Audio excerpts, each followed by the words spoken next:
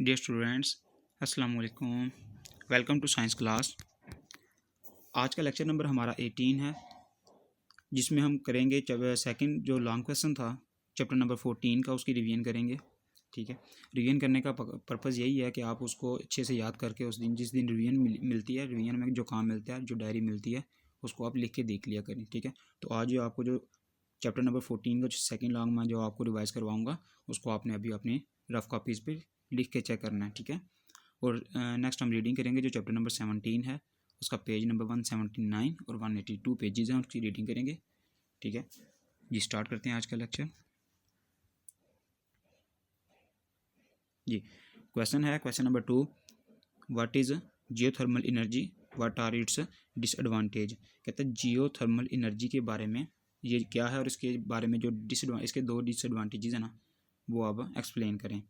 सबसे पहले हम कहते हैं जो जियोथर्मल एनर्जी है ना, it is the energy derived from natural heat of earth. तो ये चीज़ आपको याद रखनी है कि जियोथर्मल एनर्जी जो सी होती है, ये एनर्जी कहाँ से आती है? नेचुरल हीट ऑफ अर्थ है। ज़मीन की जो नेचुरल हीट है ना, उसकी वजह से जो हम एनर्जी ड्राइव करते हैं। Of earth electricity is produced. ठीक है, कहता है जो नेचुरल हीट है ना अर्थ की, जो खुद अपनी हरारत है ज़मीन की, उससे क्या करते हैं हम? इलेक्ट्रिसिटी प्रोड्यूस करते हैं। कैसे? उसका आगे प्रोसेस है कि pumping water into the ground, कि वाटर को हम पंप करते हैं उस एरिया में, ज़मीन के उस हिस्से में जहाँ पे ये टेम्परेचर बहुत ज़्यादा होता है, जहाँ पे ये हीट मैक्सिमम होती है। ठीक है, कहता है ground where it's converted to steam. Water को फिर वो जो हीट है क्या करती है? स्टीम में कन्वर्ट करती है, using the natural heat of earth. ठीक है, नेचुरल हीट को अर्थ की यूज़ करते हुए वो किस में कन्वर्ट हो जाता है? वाटर स्टीम में कन्वर्ट हो जाता है। The steam is then use to spin a turbine. तो वो जो हमारा पर्पज़ होता है इलेक्ट्रिसिटी क्रिएट करने का, तो उसका जो बेसिक प्रिंसिपल होगा उसमें क्या होता है कि जो स्टीम बनती है वाटर से, उससे वो टरबाइन मूव करती है। ये जो टरबाइन फिर क्या करती है, आगे जनरेटर के साथ जो कनेक्ट होती है, वो जनरेटर को मूव करवा देती है, चला देती है। ठीक है, विच प्रोड्यूस इलेक्ट्रिसिटी, इस तरह इलेक्ट्रिसिटी प्रोड्यूस होती है। डिसएडवांटेज इसका क्या है? कहता है earth naturally occurring heat flow energy is near enough to earth surface to bring steam और hot water to the surface. Geothermal energy produce only small amount of electricity compare to other alternative fuel sources. कहते हैं इसके alternative, इसके मुकाबले में जो दूसरे fuel sources है ना, वो ज़्यादा एनर्जी प्रोवाइड करते हैं, और जियोथर्मल एनर्जी बहुत कम एनर्जी हमें जो है ना स्मॉल अमाउंट हमें जो है ना ये प्रोवाइड करती है। ठीक है, दूसरा दूसरा क्या कहता था? कहता है जो अर्थ जो सी naturally occurring heat flow energy is near enough, इतनी करीब होनी चाहिए अर्थ सरफेस के, टू ब्रिंग स्टीम और hot water to the surface. Geothermal energy produces only small amount of electricity compare to other alternative fuel sources. कहता है एक तो ये है कि इसको मतलब सतह के करीब होना चाहिए। ठीक है, और अगर ये सतह के ज़्यादा नीचे होगा, गहराई में होगा, तो हमें ज़्यादा उसके लिए जो है ना ड्रिलिंग करनी पड़ेगी, वाटर पाइप्स नीचे भेजने पड़ेंगे। ठीक है, एक ये इशू है। और दूसरा इशू ये था कि इसमें जो है ना इलेक्ट्रिसिटी बहुत कम प्रोड्यूस होती है। ठीक है, तो इसको आप एक दफ़ा अच्छे से याद करके लिख लीजिएगा। नेक्स्ट हम चलते हैं रीडिंग की तरफ। रीडिंग था जो पेज नंबर हमारा 179, उसमें कहता है जो थिंग्स है ना श्रिंक होती हैं व्हेन दे गेट कोल्ड। जब उनको मतलब उनका टेम्परेचर कम किया जाता है ना चीज़ों का, तो वो श्रिंक हो जाती हैं, थोड़ी उसका कंट्रैक्ट हो जाती हैं, उनका साइज स्मॉल हो जाता है। ठीक है, उसकी रीज़न क्या है वो हम पढ़ते हैं। कहता है कि the opposite of expansion is contraction.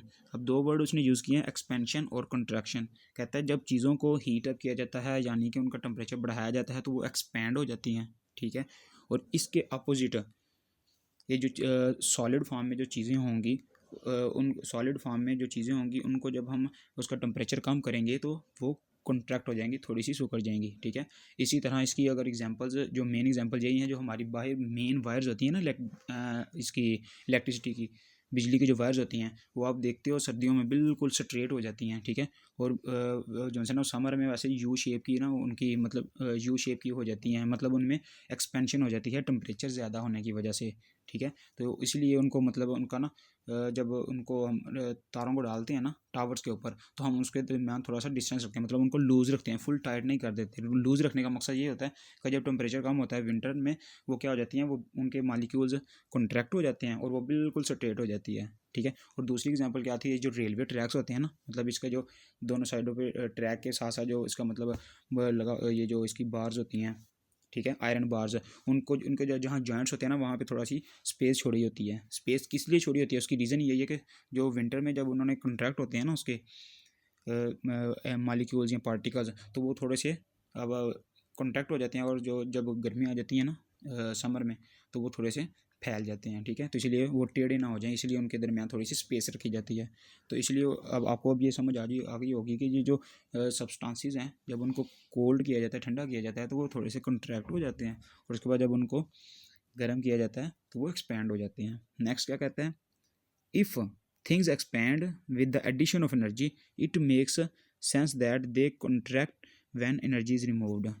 ठीक है, कहता है कि अगर हम किसी चीज़ को गर्म करते हैं तो वो एक्सपेंड होती है, इसलिए क्योंकि उसकी जो एनर्जी है ना मॉलिक्यूल की वो बढ़ जाती है। तो एनर्जी ही बढ़ती है ना, जब हम हीट प्रोवाइड करते हैं तो वो एब्जॉर्ब कर लेते हैं एनर्जी, तो एनर्जी बढ़ जाती है उनकी, तो इसलिए वो क्या हो जाती है, एक्सपेंड हो जाती है।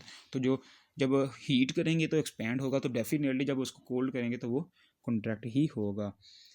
If you remove enough energy from gas, कहता है अगर बहुत ज़्यादा एनर्जी आप गैस से रिमूव कर दें, इट विल बिकम लिक्विड। ठीक है, तो वो लिक्विड में कन्वर्ट हो जाएगी। रीज़न क्या है, क्योंकि कोई चीज़ लिक्विड से वेपर में कब जाती है, यानी कि गैस फेज में कब जाती है, जब उसके मॉलिक्यूल्स की एनर्जी बहुत ज़्यादा हो जाए। ठीक है, जब कहते हैं कि उस गैस के मॉलिक्यूल से बहुत ज़्यादा एनर्जी निकाल दें, ठीक है, तो वापस वो लिक्विड में आ जाएगा। ठीक है, और उसके बाद इसमें जो अंडरलाइन करना था आपने, सिर्फ फर्स्ट लाइन ही अंडरलाइन करनी है। ठीक है, ये वाली opposite of expansion is contraction. Next, उसके बाद कहता है कि liquid can be turn into solids. ठीक है, और इसके बाद लिक्विड किस में कन्वर्ट हो जाते हैं, सॉलिड्स में। What happens when you remove almost all the energy from a system. उसने कहा था कि आप एनर्जी कम करो, गैसेस की एनर्जी कम करो, लिक्विड में बन जाएंगी, लिक्विड की एनर्जी और कम करो तो वो सॉलिड बन जाएंगी। तो उसने अब क्वेश्चन किया कि क्या होगा जब सारी एनर्जी हम उसकी सिस्टम की रिमूव करवा देंगे, तो फिर क्या होगा। कहता है scientist use the term absolute zero to describe a system that has no energy. तो साइंटिस्ट ने ना हमें एक वैल्यू दी हुई है, वो क्या होती है, एब्सोल्यूट जीरो। इस वैल्यू पे ना कहता है कि कोई भी फोर्स सिस्टम की नहीं होती, सिस्टम की एनर्जी नहीं होती। तो एब्सोल्यूट जीरो एक ऐसी वैल्यू है जिसपे सिस्टम की एनर्जी जीरो हो जाती है। तो कहता है कि when there is no energy in a system all molecular motion stops. तो आपको पता ना कि चाहे सॉलिड है, सॉलिड में जो सी है ना वो वाइब्रेशनल मोशन होती हैं, कि सॉलिड हमने पता ना, वो हमने कहा था ये मूव नहीं करते या फ्लो नहीं करते, तो इसके जो मॉलिक्यूल्स होते हैं ना वो सिर्फ वाइब्रेट करते हैं। ठीक है, टू एंड फ्रो, जैसे एक घड़ी का pendulum to and fro motion देते हैं ना, इसी तरह कहता है कि जो सॉलिड के मॉलिक्यूल हैं वो भी वाइब्रेट करते हैं। तो कहता है कि इसका मतलब है सॉलिड फॉर्म में एनर्जी बहुत कम होती है, फिर भी वो मतलब वाइब्रेट तो कम से कम करते हैं ना, उनकी मोशंस तो होती हैं ना। तो लेकिन कहता है कि अगर उसको वो मोशन क्या होगा, अगर उनकी एनर्जी जीरो हो जाएगी तो फिर वो मोशन क्या हो जाएंगी, स्टॉप हो जाएंगी। It seems that even the atoms begin to merge at these low level. ठीक है, ये देखा गया है कि उसके एटम्स जो से होते हैं ना वो मर्ज हो जाते हैं इस टाइप पे, जब इसकी एनर्जी नहीं होती। डेफिनेटली जब वो उनमें कोई अरेंजमेंट ही नहीं होगी, उनमें कोई एनर्जी नहीं होगी, तो वो मर्ज ही होंगे। ठीक है जी, नेक्स्ट हम चलते हैं मेकिंग हीट। मेकिंग में कहता है कि how do you make heat, you can burn things, there can be chemical reactions, और you can rub things together and create heat from friction. ठीक है, इसमें वो बात कर रहा है कि किसी चीज़ को अगर हम मतलब रब करेंगे हाथों को तो क्या होगा, इससे फ्रिक्शन क्रिएट होगी, क्योंकि जब दो ऑब्जेक्ट्स एक दूसरे के साथ कॉन्टैक्ट में होते हैं तो वो फ्रिक्शन होती है, फ्रिक्शन की वजह से कहता है हीट प्रोड्यूस होगी। कहता है जो थर्मल एनर्जी उनसे ना फिर वो रिलीज़ होती है। और उसके बाद नेक्स्ट उसमें वो बता रहा था कि वुड है जौन सा, उसको हम अगर बर्न करें तो कितनी कैलोरी मिलती है। कैलोरी क्या है, इसका यूनिट है एनर्जी का। वो ये दो तीन चीज़ें नेक्स्ट वाले पैराग्राफ में हमने पढ़नी है, वो आपने अंडरलाइन करनी है। कहता है जो थर्मल एनर्जी है ना इज़ मेजर्ड इन कैलोरीज। अपनी बुक्स अगर आपने ओपन की हुई हैं तो जो चीज़ आपको अभी मैं अंडरलाइन करवाऊंगा वो आपने कर लेनी है। ठीक है, कहता है जो थर्मल एनर्जी है ना इज़ मेजर्ड इन कैलोरीज। ये बहुत इंपॉर्टेंट लाइन है, MCQs के क्लासेस को आप अंडरलाइन कर लें। ठीक है, तो कैलोरीज में हम इसको मेजर करते हैं। Number 2, for example when you burn would you release 3000 calories for each gram of would. कि 1 ग्राम वुड, जब आप लकड़ी को हम जलाते हैं ना तो 1 ग्राम से कितनी हीट प्रोड्यूस होती है, 3000। When you burn an apple it creates only 600 calories. मतलब जब हम अगर हम एक सेब खाएंगे तो हम कितनी कैलोरीज गेन कर पाएंगे, जस्ट ओनली 600 कैलोरीज। ठीक है, ये भी अंडरलाइन कर लें ये वाली, इट क्रिएट्स ओनली 600 कैलोरीज। फिर the amount of energy released is directly related to the amount of energy stored up in a chemical bond. ठीक है, तो एक चीज़ से अब डेफिनेटली एक जो हमारे पास सब्सटेंस है उसमें जितनी एनर्जी स्टोर हुई होगी हम वही जो हम फिर उतनी ही गेन कर सकते हैं ना। ठीक है, उसके बाद कहता है कि if you use that idea, there is more energy stored in the bonds of a piece of wood than in the bond of the apple. वो कह रहा है कि अगर किसी भी सब्सटेंस में जितनी ज़्यादा एनर्जी होगी हम उतनी ही ज़्यादा यूज़ कर सकते हैं ना, तो कहता है इस लिहाज से अगर हम देखा जाए तो जो वुड है ना उसमें ज़्यादा कैलोरीज होती हैं एज़ कम्पेयर टू एप्पल। ठीक है, नेक्स्ट उसने डायग्राम में आपको मतलब एक्सप्लेन किया हुआ कि eating an apple means you eat 600 calories के एक जो है ना या एप्पल खाने से नॉर्मल कितनी हमें कैलोरीज मिलती हैं 600 कैलोरीज है। नेक्स्ट लूजिंग एनर्जी, कहता है कि जो एफिशिएंसी एक ऐसी चीज़ होती है जो आउटपुट होती है किसी भी काम की। ठीक है, उसमें हम देखते हैं कि एफिशिएंसी ये जो एनर्जी कहाँ कहाँ लूज़ हो जाती है, क्यों लूज़ होती है।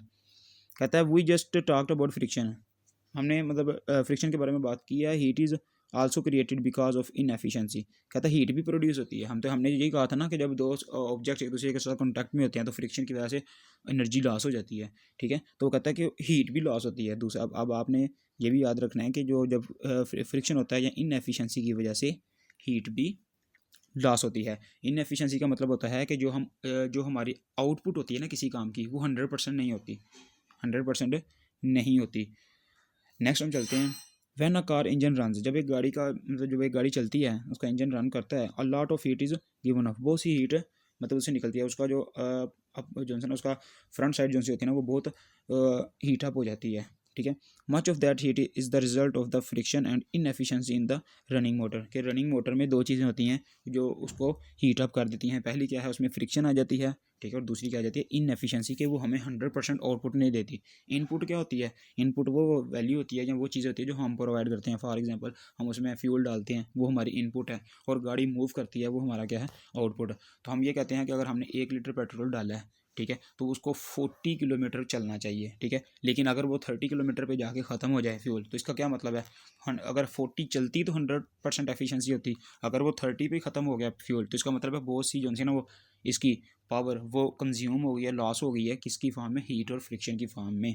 ठीक है, तो इसका मतलब ये है कि जो इनपुट है अगर वो आउटपुट इनपुट ज़्यादा दे रहे हैं, आउटपुट अगर वो बॉडी या मशीन हमें कम दे रही है, तो इसका मतलब है वो ज़्यादा एफिशिएंट नहीं है। ठीक है, तो इसलिए वो गाड़ियों को कहता है कि वो हमें प्रॉपर क्यों नहीं दे पाते एफिशिएंसी, क्योंकि उसमें फ्रिक्शन भी होती है और हीट भी बहुत सी लॉस हो जाती है इनएफिशिएंसी की वजह से।